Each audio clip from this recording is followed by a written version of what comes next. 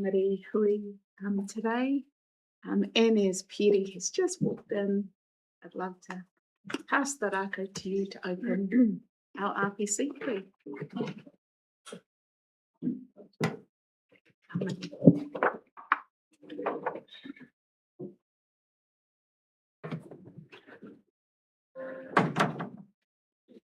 Ka kuranga tira tēnā koutou katoa. Tēnā koutou katoa, kairunga e nā o ngā tangi I maringi hia, ngā roi mata I maringi hia. Ina nahira, mō Nigel, me kira I a tātou mate katoa.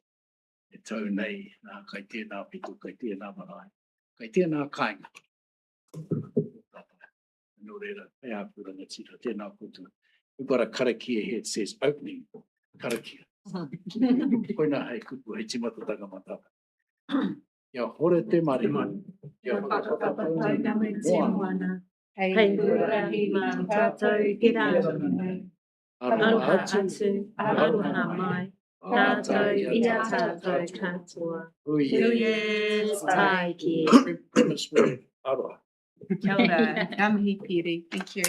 And just also I'd like to acknowledge all the passing of friends and family and colleagues over the past few weeks. And a warm welcome to this RPC hui. We have one decision item, which is going to be our first major item of today. And then we move into our information and performance monitoring items. So to start us with, are there apologies? Can we please have those noted? Apologies from Nikki, and Mike Mohi and Tanya Eden. And Tanya Eden. And also Jared and Kerry are on courses, but they're proposing to join us for a short time while we do our decision item. And just for information, Nikki and Mike both have the flu, given their apologies. And Tanya Eden's had a tummy ache. Okay, Michelle's happy to move. Can I have a seconder to receive those apologies? Right. Thank you, Thompson. Conrad. All those who agree, say aye. Aye. Those against, carried. Are there any conflict of interest to declare from today's decision item, most particularly? Chair. Yes. It's in my register, but I am a director of Tātou Tātou Te Waro as well. Thank you. Noted. Edie? Exactly the same. Exactly the same. Previously expressed. Thank you. Kia ora. And acknowledging all the PSGs that do sit around this table as committee members. Are there any further conflict of interest to declare? There are none. Been declared in the past. Been declared in the past. Been declared in the past, thank you. We will move on to the confirmation of previous minutes of the Regional Planning Committee. If there are no amendments to be made and you were present and happy with those minutes. Just one from me. Yes, Laura. Hi, just some consistency in my last name. That's all. It's Kamo. Kamo, Kamau. A-U. It's just switching between Laura Kelly and Laura Kamo. Okay. I'm taking my name back. Laura Kamo. Kia ora. Kia ora. That's the only correction to be made. I'm happy to move. Can I please have a seconder? Thank you, Tanya. All those who agree say aye. Aye. Those against? Carried. There is no request for public forum for today's meeting. So we now move into the Plan Change 9 and RM Reform Decision item, which is item 1.5. I do hope all members have received the 5.2 addendum to the original report that supersedes what was in the original report. I'll hand it over to Katrina and Nicola to present the paper, the reasoning around all the changes, and your recommendations for the committee to consider. Thank you. Thank you, Chair. I'll just move away from my acting CE role into my previous role of policy and regulatory, which I'm currently absconding from an acting GM at the moment of asset management. Anyway, here I am. Look, we did write a paper that was included in your agenda that has been superseded by the addendum. I just want to take us back a little bit to April, 29th of April 2026. Our tank plan currently in the Environment Court, going through the process of resolving submissions on that plan. The Environment Court in April issued a consent order in relation to appeals on that plan change. And while the consent order resolves a limited subset of appeal points, there are still the majority of appeal points that remain unresolved. Now, on the 29th of April, that was following 22 days of mediation. And at that time, there, at the same time, significant reform going through central government, and just kind of wondering how that would land, how that would affect the tank plan. Would it still have efficacy as it came through that process? And so at that time, we started canvassing the option of putting the plan on hold, withdrawing the plan, or doing a mix of those two. That is all set out in the report, and you'll see that our subsequent, and so at the time of writing the paper, we had not had a response back from the Environment Court on whether we could place that plan on hold. We then followed up with the court and said, please can you hurry? We have a meeting today and we need an answer. And we got a response back the very next day. The Environment Court has since issued that minute on the 6th of August, and acknowledging Council's concerns about the uncertainty of RM reform and the validity of tank going forward, and also central government elections at the end of the year, the Environment Court has agreed for the Regional Council to leave the remaining unresolved appeal points on hold for a period that takes us up to and slightly past central government elections. We have worked with all appellants on this, and all appellants are in agreement to do so. Mm-hmm. The development is significant because it confirms a pathway that was not confirmed when our original paper was prepared. It does enable Council to retain the benefits of tank up until such time as the legislation is enacted and replaces or does not.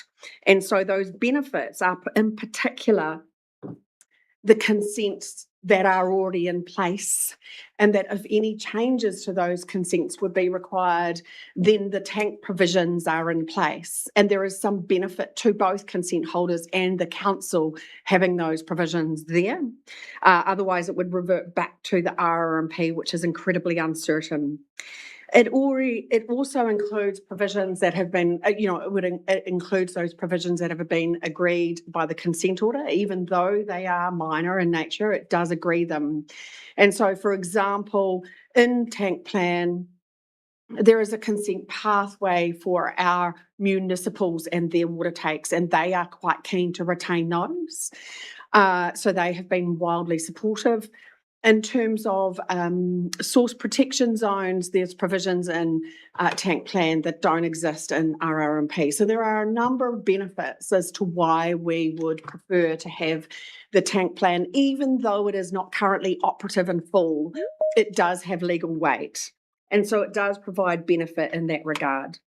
So staff therefore recommend, in accordance with item 5.2, that this committee recommends to Council that the unresolved appeal points remain on hold following the process set out by the court.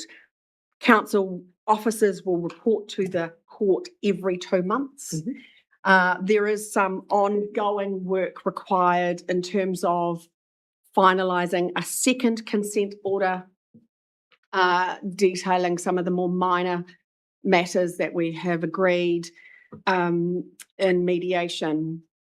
you're going to ask me what those items are, and they are largely wording.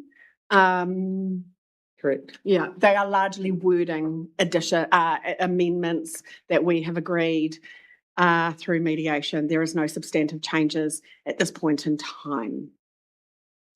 The rest I will leave as read and take any questions, unless you've got anything further to add. Oh, that's it. Thank you. In terms of staff resourcing and time, and we talked about this in the workshop and how there's a trade-off with starting regional spatial planning and the natural environment plan. So this new option and direction from the court, how does that impact on future planning for the region? I think we need to, it does have an impact. To say there isn't would be incorrect. We've spent how much? So between April and now, working through this process between legal fees and staff time, we've spent $120,000. And we have had 2 FTE working on, or at least 2 FTE. Between now and November, we're anticipating the cost will be slightly less, but there is cost, particularly around legal fees, and we're expecting 1 FTE to be working on that. So there is a resourcing requirement. Will we be able to manage that alongside our start on spatial planning? The answer is yes. But in November, we would want to be reviewing that. And just to confirm, the appellants have been, you've sought their opinion on this new direction and are comfortable with All it. appellants have been consulted and all are in agreement. Thank you very much. I'll just open up for question.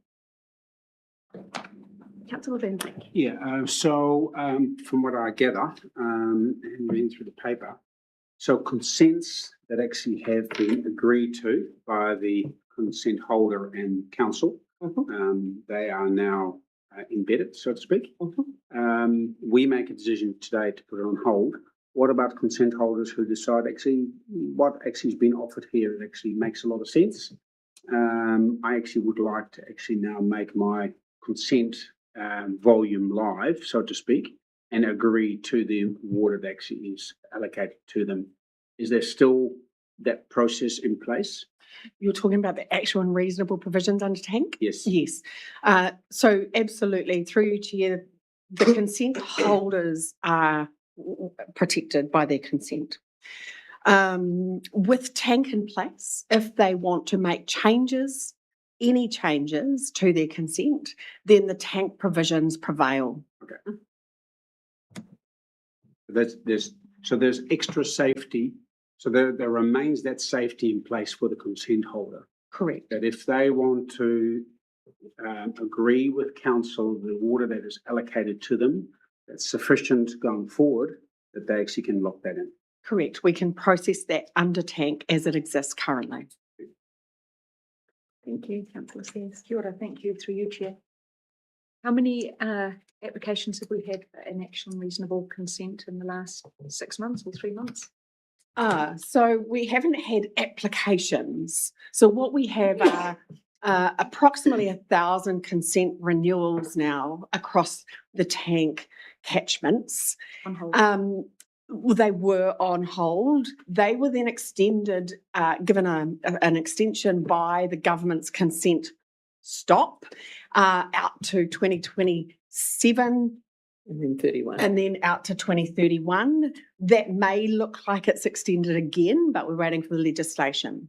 We have issued, of those 1,000 consents, approximately 100 consents where consent holders are happy with their actual and reasonable amount and have chosen to take their consent. I don't have actual figures in the last 6 months. I've just got those totals. Through you, Chair.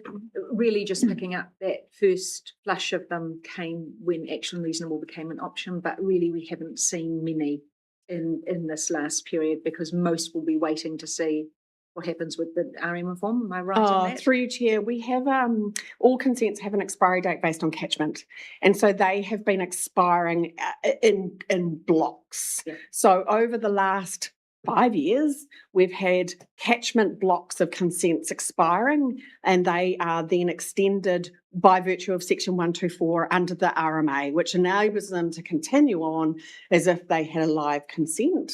And that is what the government has extended, essentially all of those consents that are on 124, of which we had, let's say we've got 900 now, they are extended out till 2031. Further to Yurith's question, so if I have done nothing so far, I've really got two choices. One is to agree under actionable and reasonable and lock that in. The other is to wait till RM reform comes in and then take what's available to me via that, which may be better or worse than the existing setup. Through you, Chair, I don't think that's quite right. Consent holders currently have an allocation through a consent. All consent holders, as far as I'm aware, have responded to council's requests. So they have, their expiry has been triggered and they have then lodged their new application. Council officers have provided all consent holders with their actual and reasonable assessment. They don't need to do anything at this point in time, given the consent stop. They know what their actual and reasonable allocation would be. They have a consent that gives them an allocation that they can use. And really, government has signalled in the legislation that there will be mechanisms in the new legislation to deal with over allocation.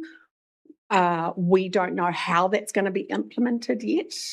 And once we do, we know what impact that has on the tank plan and the provisions in the tank plan. And so we know whether we will be able to continue the actual and reasonable provisions through into the new environment plan, natural environment plan, or not, or whether we will have to create some new provisions in the new natural environment plan. So this isn't about consent holders, with all due respect, at this point in time. This is about council's decision on whether it retains the current tank plan in the Environment Court, and that then in doing so retains the actual and reasonable provisions if a consent holder wanted to do a consenting activity. If we withdrew the tank plan from the Environment Court, along with it would go the actual and reasonable provisions. However, the council still would not do anything per se until the RM reform tells us how we're going to deal with over allocation. But essentially, if we withdrew tank plan from the Environment Court and actual and reasonable provisions were gone, then everything that the consent holders currently have about their actual and reasonable allocation also is meaningless. Does that, I know it's so complicated, I'm sorry, and I'm trying to make that really simple. Can I just try and put it in another very simple way, which is to say, take action on reasonable now, lock that in, or whatever happens in future, that's the risk.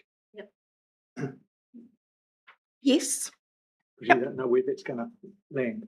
In 2031, that's right. Yeah.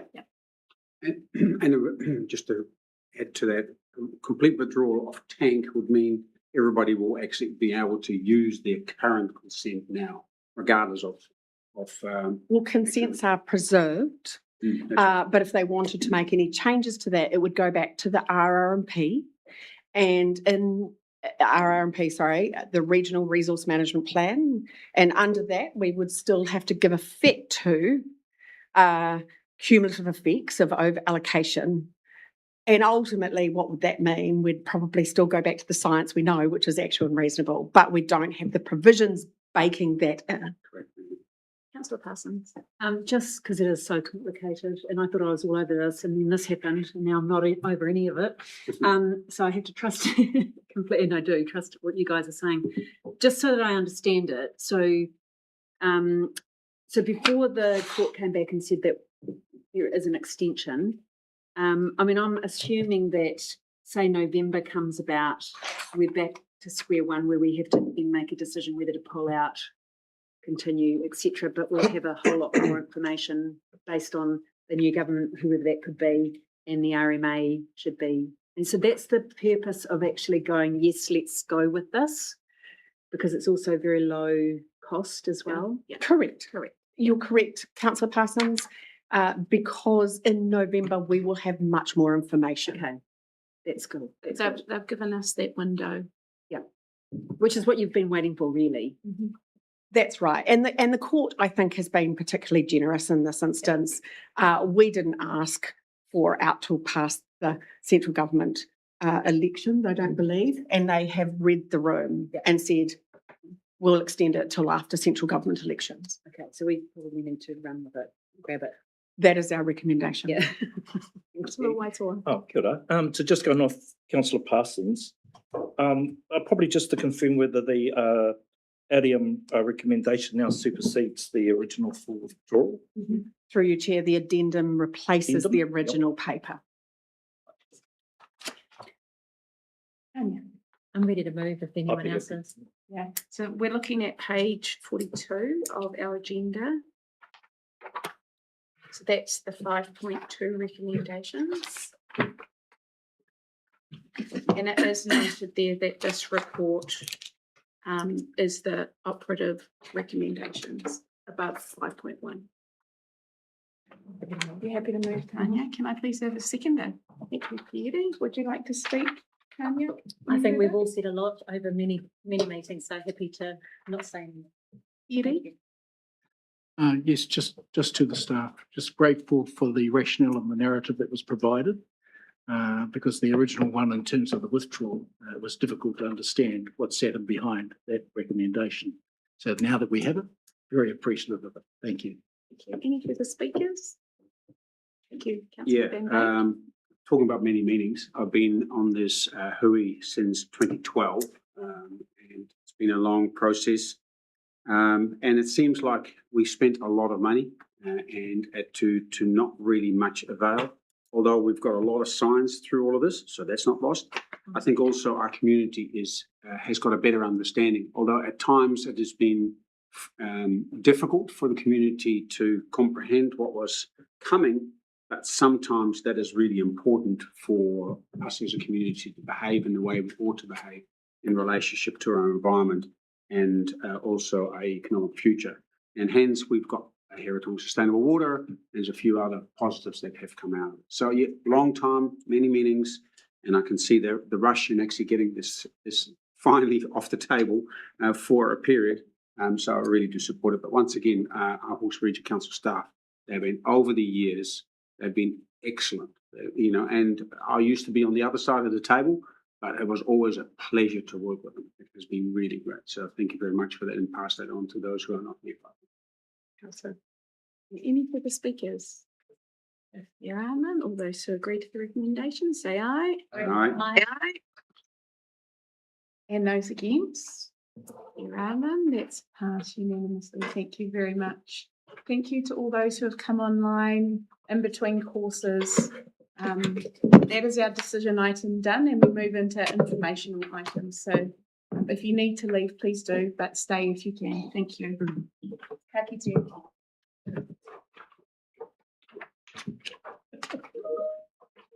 Oh, there's a lot of flings.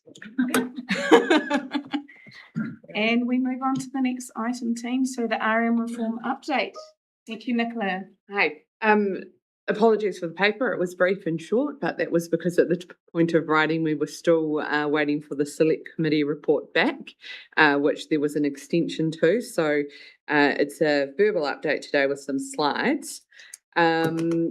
So the plan for today is that we will give you an overview of where the reform is up to following that select committee report, identify those changes, the risks, having a look at some of those transition timelines, identify some of the pieces that are still missing, and then having a look at what's next for the legislation and here for us at HBRC. So the Planning and Natural Environment Bills were introduced to the House in December 25, obviously to replace the RMA. The submissions on those closed in February 26.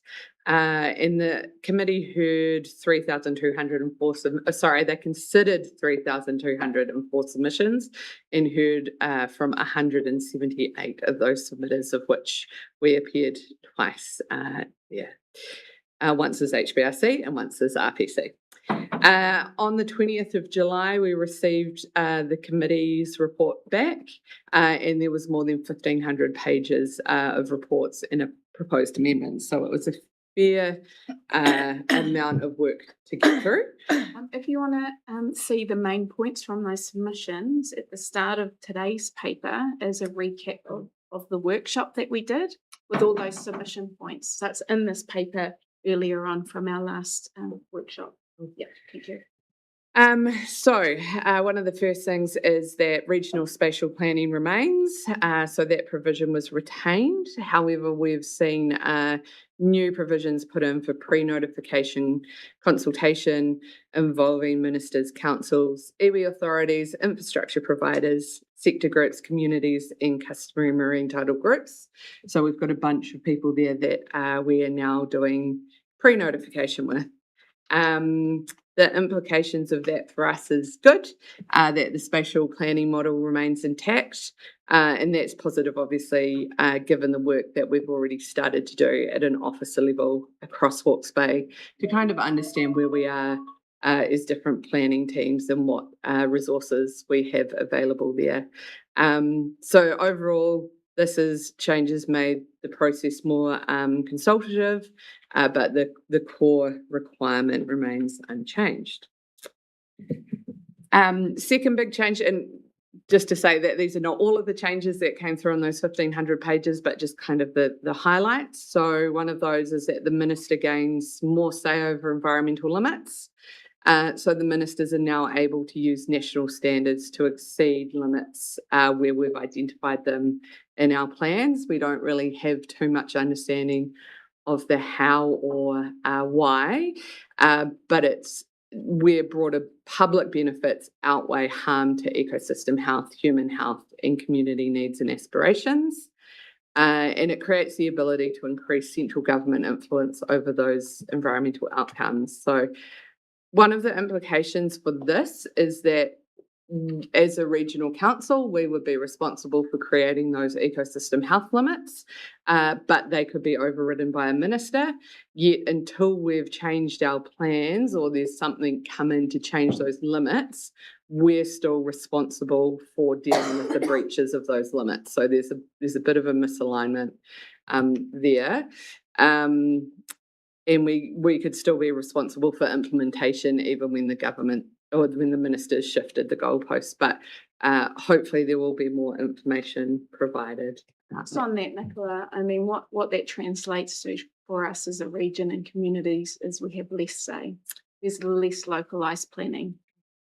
There's the ability for it to be overridden. So the goals now favour growth over limits. One of the goals, there was 5 goals in the bill, in the Environment Bill, which spoke about growth within environmental limits. That environmental limits part has been removed. We've also got a new goal added in about enabling food and fibre production. And there's no sense of hierarchy between any of the goals. So the minister has the ability to resolve the conflicts between those goals. So again, some clarity needed around that. Touched on this briefly before, but water allocation for now stays as first in, first served.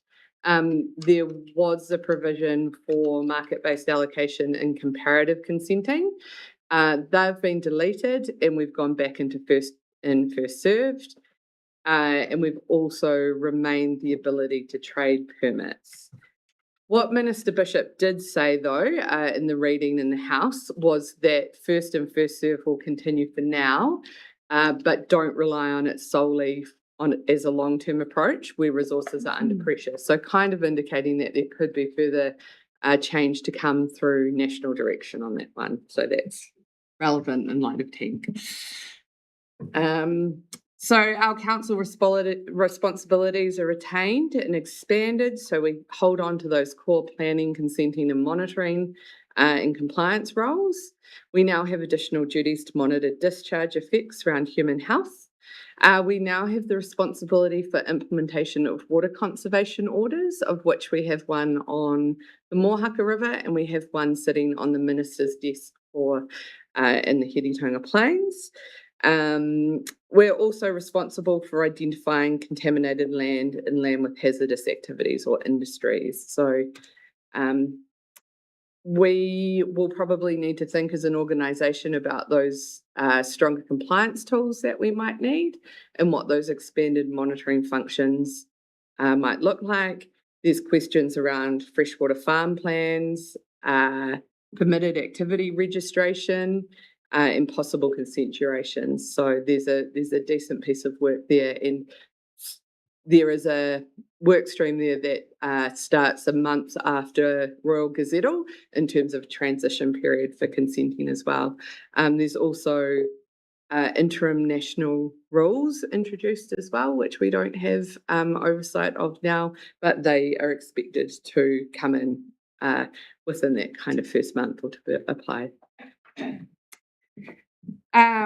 So our compliance, freshwater farm plans, permitted activities and consents have changed. So we still have those responsibilities, but we have stronger tools and penalties, which we've seen come in through the RM amendment as well. Freshwater farm plan audits are now narrowed to those higher risk farms. Permitted activity registration is only going to be required where national standards require it.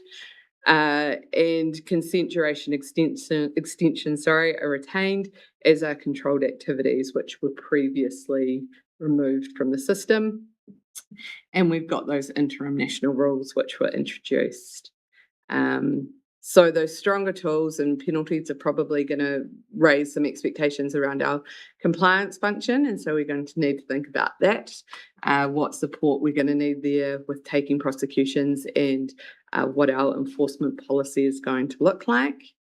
The narrowing of the freshwater farm plan would reduce workload for us, but there's going to be assurance needed across the kind of community with that other approach. And many of the details, again, still sits in the national direction. So we can't confirm the scale or the scope of this. But yeah, it would be, I think, appropriate to expect that we're going to have to review our compliance in terms of what we're going to need to be able to provide under the new system. Regulatory relief continues. So this one, despite being near universal opposition from submitters, has continued through. And we would be in a situation where if environmental protection significantly constrain property rights, we may have to compensate that in some way, shape or form. Not always financial, but the estimated national-wide cost of this kind of regulatory relief fell between 7 million and 1.99 billion, which gives you an idea of the uncertainty of what this could look like. The minister will set the trigger for that significant impact. So we don't know what that is yet, so we can't kind of work out what this could mean on the ground for us in terms of financial exposure. Mana whakahonua rohi are impacted. This didn't come directly through the Select Committee report, but was announced on the same day through a press conference with Minister Bishop. And we also received a letter expressing that they will be removed from the new system and replaced with iwi participation agreements. We don't know what those participation agreements look like, what form or shape they would take. In terms of the work that we're doing, we have held on to all of the kind of groundwork that was put into mana whakahonua, and once we have some sense of direction on that, we'll look at what we can transition across and work with our partners on that. And obviously our treaty settlements and regional planning committees, how that fit as well, and that space will need to be worked through. Nicola, could you just give us an update on what agreements we have initiated? Lovely. So we've got Haniuru, Ngāti Kahungunu Iwi Inc., Mana Ahuriri Trust, Tamatea Pōkai Whenua, Ngāti Pāhawera, Te Wairoa Whānui, Mangahururu Tangitu, Tato or Te Wairoa. So we've got most of the region almost. And have we been in touch with them We about the announcement and what direction they want to take? So we've been in touch with them to let them know, what's happened, and that once we've got more direction, we'll be in touch. So those lines of communication are open, both at a staff level and a CE level. So Thank you. we did get more time, but the workload hasn't shrunk. So national policy direction is now required 12 months after enactment, which means our spatial plans are required within 21 months. So that is up from 15 months. And then the draft natural environment plan are required 9 months afterwards. So we could now run into late 2029, early 2030 to go through this whole process. The additional time hasn't been applied equally to every stage. It's just shifted the first bit back a little bit. So while we've got a bit more time, the work definitely hasn't decreased in any way, shape or form, and we'll still need to kind of keep moving. Nicola, just on the financing of that work. Yep. We'll see it come through the LPP. Correct. And the extension doesn't help so much in the resourcing space. No, it Not doesn't really. make a difference. There's national direction, which we're waiting on, and it's really that's the bit that we need to know. It's kind of the final piece of the puzzle. So it's really just bought a bit more time prior to that. Thank you. Laura, kia ora, Laura, and then Councillor Van Bay. No, I'm just pointing to her. Oh, yeah. Kia ora, Laura. Oh, well, thank you, Jer. Kia ora koutou. I just got a couple of questions, just for clarification, Nicola. You spoke about the Mohaka plan change and the Hiratanga plan change. What does that mean? Is that treated separately as opposed to the bill, or is that included within the planning? What does that mean? Sorry, that was the water conservation orders. So the Mohaka and the Narororo, so they sit under their own piece of legislation. Yeah, it's not a separate plan change as such. No. It's a different process. Oh, okay. So it will be but would that still have to be considered? Yeah. So from what we After know the- from central government, Laura, is that water conservation orders are going to be carried through into the new region. Oh, cool. Well, yay. And how do we respond to we lessening the democracy of our local communities? Great question, Laura. No one has that exact answer. I don't think staff have that answer. Voted in national elections, I think. That's the only form of democracy. Eh? Kia ora. Thank you for answering those clarification points. I'll go with the pointed any day anyway. So this is just a wee note about the kind of the forward trajectory of this. So the Select Committee report did carry views from the minority parties, and all of those have signalled target amendments if elected. Sorry, that should say with national elections in November, not local elections in October. I'm not putting you through another election. Sorry. Get rid of us sooner. We're getting more. What we have heard from Labor is that although there's no cross-party consensus on this, they don't intend to do a full repeal. There would be a series of signalled targeted amendments, and they have already committed to repealing those regulatory reliefs. So the final shape's still uncertain. There's a lot of amendment papers that we're still expecting to come through the House in the third reading, and so it's far from settled. But what we are seeing is that it's unlikely that the legislation would be repealed in full, despite what happens in November. And this is to just give you a bit of an idea of where we're up to. So we've had the second reading in the House. We've got the committee of the whole House to go through. Third reading, which will need to happen before the Parliament rises on September 24th. And then we will have a period of royal assent. And then we expect there to be provisions that will start to apply from a month after royal assent. So we should see this happen fairly quickly. You can see that. So while the Select Committee report is giving us a clearer direction of travel, the final shape is still uncertain. There's still that really key piece of national policy direction that we're waiting for that's going to do a lot of the heavy lifting, and that's not required until 12 months after enactment. So there's still a period of where we could not, be missing information, or it will be coming in phases. And so probably that last point is just to expect there to be further change before everything's settled. And you can see that timeline there, giving you kind of the dates of when we're expecting that first lot of national direction in September next year. We've got a second tranche of direction published again in March the following year. Month or so, a couple of months afterwards, our spatial plan will be required. We'll then get a decision 9 months after that.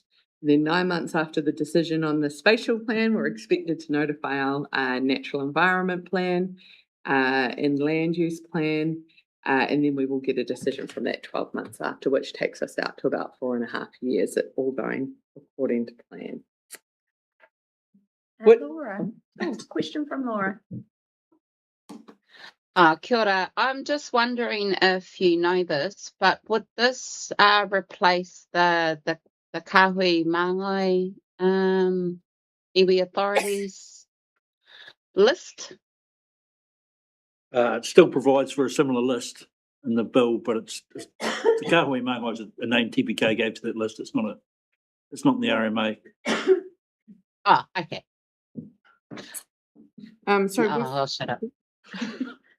So with that timeline in mind, we've been trying to floor plan some of our work. This is far from final or full, but just to break it down into halves of the year and look at when we would work on this. There is going to have to be a little bit of some early starters in the space and then surge capacity from my team. And we're going to have an overlap between spatial planning and natural environment.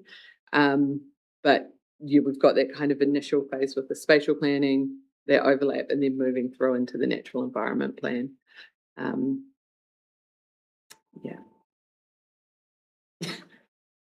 If I think too much about it, it seems like a lot of work in a very short period of time. But. Nicola, so that this is work for the planning team over the next few years. And we've got the natural environment plan starting, the prep work starting the first half of 2028. the year after. Yeah. Is there anything that we can do as a committee to help bring that work forward? It's quite difficult. It's a challenge. Because It's a bit of a challenge because what we actually need is it's the national direction. And until we have the national direction, we actually don't know what we're building. Now, some of us are working with central government on that national direction, but it is all under NDAs. What are they? NDA? Non-disclosure things. But it's still got a long way to go. So, so it would be difficult to start work on something that we don't know what we're having to deliver. So, but I think this is early days yet. I think there's still a lot of detail to come in the legislation. And once we have the legislation, we'll be able to give more certainty, I think. So that's an answer, a non-answer, isn't it? It was an answer, but not a very good one. I think it is yet to be determined. But there's still a lot of work that this organisation needs to do in its own right for spatial planning. Spatial planning isn't simply, a development plan, although that's what it is billed as, is in terms of a long-term development and infrastructure strategy for a region, but underpinned by all of the natural hazard work that this organisation holds and needs to provide as well. So there's quite a bit of work that we still have to do. Tony, then Tanya. Did I read somewhere that there's at least 90 amendment papers? We haven't quite heard whether it's 70 or 90, but SOPs, yes, that's right. Yeah. Tanya. Just in your timeline there, Nicola, just so we're, I suppose, clear, my reading of the Head Start program is that the government's looking to have legislation enacted for those that are accepted. So if the Hawke's Bay program is accepted, that's the first quarter of 2028. And we won't be completed. We wouldn't have completed the spatial plan. No, so that's one of the Political risk. well, it's because they amended that timeline, it's now pushed us out past that Head Start date, which previously we would have notified prior to, so that was part of that shuffle. But can I also be clear that regardless of Head Start proposals, regional spatial plans are to be developed for current regions as they currently are with current boundaries. So regardless of whether you're in or out of a new proposal, you are based on your current region. No, it was more, and that's a good point. But I think for me, it's just more who's sitting around the table doing the work. The work's not finished, and then the table will have changed potentially. Always hard when you get a new set of governors halfway through plans development. Yes, although the regional spatial committee must be established before then. So we will have already established a regional spatial committee. And so there'll need to be some transitional arrangements in the Head Start proposal legislation, because ultimately they'll need legislation to, move that along too. So there's going to have to be some thinking about what that transitional arrangements are for the existing governors in the regional spatial committee to carry through. Nicola, I think in your paper you mentioned that there was no changes in the bills relating to any explicit mention of any particular treaty redress, including the RPC. And I think you mentioned in there too about the obligation of the Crown. Can you talk a little bit about what the obligation of any decision maker is under the bills as currently put? Can you explain that? Sorry. Section 10 of both bills. I'm not I don't have that to hand at the moment, but we can come back on that. So my understanding is that any person who makes a decision under those bills has an obligation to, in layman's words, uphold treaty settlements. So we have this period between when the bills are enacted and when there are agreements reached with PSGEs around how their treaty settlements are going to transfer or, be given effect under the new bills. In that period, in the interim, Section 10 requires decision makers, which means councillors of all councils, to uphold treaty settlements. It says give effect to or something. Yeah, through you, Chair, I'll take the heat off Nicola for a minute. I think in the Head Start document, it specifically addressed that matter. And it was one of the matters that DIA specifically asked for is how are you going to uphold treaty settlements? I mean, there's a very high level statement in there with all due respect about that the region has committed to upholding treaty settlements. What that means ultimately is for governors and staff. Yeah. So I was just wanting to point that out because I know you noted that it hadn't been addressed, but that still doesn't mean it doesn't get addressed. It still has to be addressed. It hasn't explicitly been addressed through HBRC legislation. Yeah. Thanks. Oh, okay. Just in case. Any further questions? I think just on that last point that Tanya raised, it's a little bit messy because the Crown said we'll uphold treaty settlements and they've done that explicitly numerous times. but hasn't done anything about what that means beyond stating we're going to do it. What it has done is pushed the onus onto the councils and council laws to do that, because clause 10 requires everybody exercising functions or powers under the new legislation to, or they must, to the greatest extent possible, uphold redress as it applies under the RMA. It's a messy way of doing it, but what they've done is push that back to councils and said it's now your responsibility to do this. We've got the agreement, the Crown set this stuff up, but it's now your job to fix it. It's effectively what they've done, and it's a bit messy, but that's a reality that it now falls on council laws and councils to do that stuff. It would be good to have that mentioned in our future papers, if there's any implications for us to consider and to understand, and particularly those sections, clauses that need to be considered and inputted into papers. Thank you. Laura, kia ora. Kia ora. Sorry, I'm just looking at the timeline as well, and I'm just wondering what backstop means. That's if you're not included in the Head Start proposal. Oh, sorry, the Head Start So for option. all those councils that have chosen not to apply to be a Head Start, i.e. go ahead of any changes in 2028 for local government reform, that's all of the councils that have chosen not to go forward as Head Start. So they are called the backstop councils. And what does that mean for the regional council? The regional council is part of the Head Start proposal for Hawke's Bay region alongside Napier, Hastings District and Central Hawke's Bay District councils. Through you, Chair, if I may though, should the Head Start proposal not be accepted by the government, which is currently being assessed at the moment, Hawke's Bay will become part of the backstop process within Okay. local government. However, for planning purposes, we're still one region. One spatial planning, absolutely. Right, okay. Thank you very much. Councillor Sears. Thank you, through you, Chair. Did Labor give any other clarity on any pieces they would amend, or No, they haven't been. only on regulatory relief? That's what we're saying. No comment on treaty settlements or fast tracking that piece of work? They have referred to whakahono rohe and said that they would do something towards reinstating those. And I don't know that there's a succinct statement of their bullet points of all the things they're going to do. It's just bits and pieces and press releases and conversations. Through you, Chair, I think absolutely everybody's waiting for legislation to land.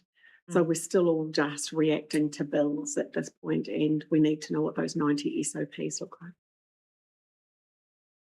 Chris Or Hipkins 17. did say it, Ely Chairs, a couple of weeks ago, that Eddie and Jared had as well, that they would reinstate the Māori provisions, but there was no detail on what that meant, but they would be considering repealing some of those changes to the treaty Māori provisions in the RMA, or the new bills.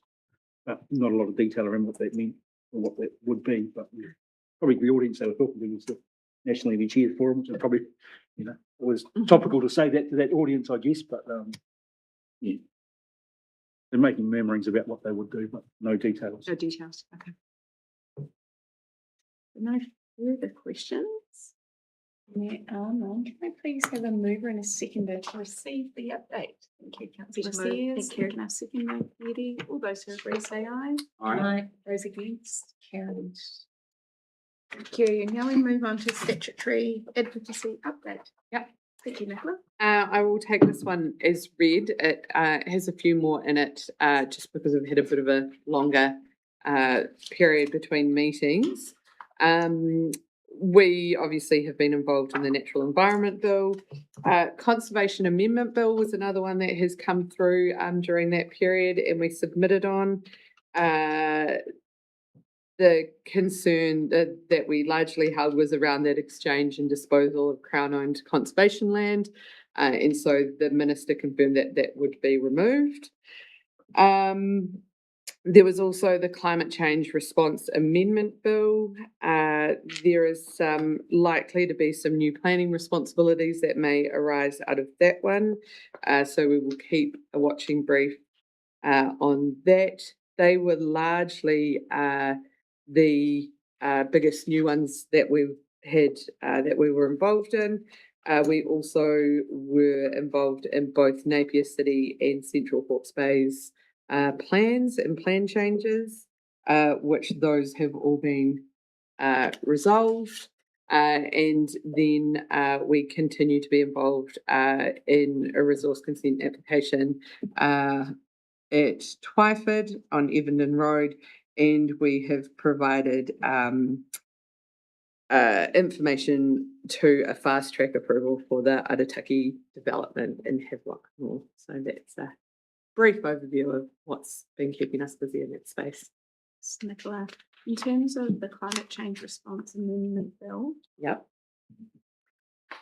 were there proposals around frameworks and mechanisms for who pays for what in terms of climate adaptation and adaptation programs? I don't believe so. It was one of my staff members that did that one, but that's not my understanding.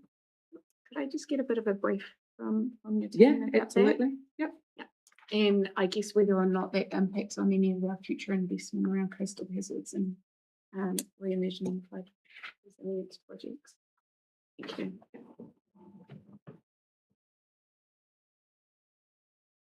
Any further questions? Tanya? I have a random question, but it's completely out of order. I should have asked it before, if you don't mind. Outstanding water bodies. Yes. Where does all that work sit in relation to the RM reform? Is it gone? From the top of my head, I can't remember seeing it referenced in either direction. I'm not sure if Ricky's got any other information. There is a significant amount of work sitting around those outstanding water bodies that, similar to Tank, we would have to look at how we can transfer that through and what that information is. Yeah, it would be a shame to see it lost. Is it possible to get a clear answer on that? It might be a Good to case. know. Yeah, it can be something that we can keep an eye out for, but it might be we're waiting for national direction on that. But yes. That's the word door. I think I do. It looked like you did, but you didn't quite raise your hand. Just taking some notes. Just having a look at that 6.1. It showed that significant influence shifted towards the minister through national policy and direction. Back. And then, you don't have to go back. It's okay. And then this one here, 6.2, tells me that the ministry is leading the work, and the regional council, and one of the points there is not the decision maker. For me, I just want to know who advises the minister. So a coach would have a team of management, but who advises the minister, one, and then will HBRC have a direct advisory pathway, and then two, will the RPC have a direct pathway to that minister? That's a curly one. Oh. Do you want to take the operational lens on that one? I'll take an operational lens. Thank you. Through you, Chair. In a previous life, a long time ago, I worked in the Ministry of Transport. And so each ministry has officials, and that ministry advises their minister. What we know also, and quite well known, is that we have lobbyists. They also provide advice to ministers. So the ministers are receiving advice from all sorts of places, but ultimately formal advice comes through the ministry. In terms of national direction, and I've referenced this a number of times over the last couple of days, particularly around national direction, there are whole working groups right across the country, and Te Uru Kahika has been very proactive in this regard and nominating officers up into these working groups on these national directions. So, for example, and I'm going to take it out of RM reform for a minute, when Three Waters reform was being developed, Taumata Arawai were looking for, advice on how to develop wastewater standards. So myself and a number of others from Te Uru Kahika in the regional sector we're co-opted onto these working groups and we helped develop wastewater standards or provide input into those standards. And the same is happening through what is now MCERT on all of this national direction. It's a long-winded answer, but hopefully given you some insight. Yeah, it's Good to understand it. Thank you. Nicola, you mentioned having some input into national direction, national standards in the council. What stance do we take as staff in promoting any particular position around those, given we've got a range of views amongst our community members? How do we position ourselves in that involvement? Katrina might want to speak to this a little bit more, but there's different opportunities that we have to input. A lot of the opportunities that we have at an officer level are quite technical. And so it could be things around environmental limit setting, where our scientists are working on inputting into the attributes and things like that. So kind of more at a technical level, I think probably more where we're trying to reflect those views might come more through submissions and through different parts of that. Not sure if Katrina wants to add. Oh, I think you're absolutely correct. By the time it gets to these working groups, this is technical advice only. So the policy direction's already set. That is not an opportunity for us to direct that, and are very clear about what the terms of reference are. So we're only talking about whether it's, 5 parts per million or 3 parts per million, or what is the, real technical stuff. Any further Happy to questions? move. Happy to move. Thank you. Oh, no, this is Fernando. Sorry, yeah, you're right. Yes, so we're noting the recommendation for this. Okay, thank you. Happy to know. And a second. Yep. Thank you, councillor Van Bay. Tony was before Oh, me. I wouldn't sorry, want to take it away Tony. from him. Tony, we'll get to you, Tony. All those who agree, say aye. Aye. Those against, carried. Noted. That's Thank you, it. Chair. What's it? Noted. Noted. Thank you, Chair. And that's our agenda for today's advocacy. Thank you all for your attendance. Those online, thank you for joining us. And yeah, we've got an hour and 10 minutes extra. Great. I'm just thinking, we're all here, and the update from Ricky and Tanya, which we didn't have time for, which we've set another time for, which was mainly for councillors. Would we consider doing that now? Is that Or are you ready? Well, we could talk to it, but we were going to give some information and okay? obviously And we can't have come an in. online setup. Yeah, Okay. yeah, but that's a good reminder. We, following on, I think it was Louise and Conrad, we were talking about what is the proposal that PSGs have put forward for the RPC, how we're going to deal with these new plans and who's doing what. We've set a date for that, which is the 26th, which you should have received an invite to. It's before another meeting, so trying to piggyback that one. And we will send out some brief papers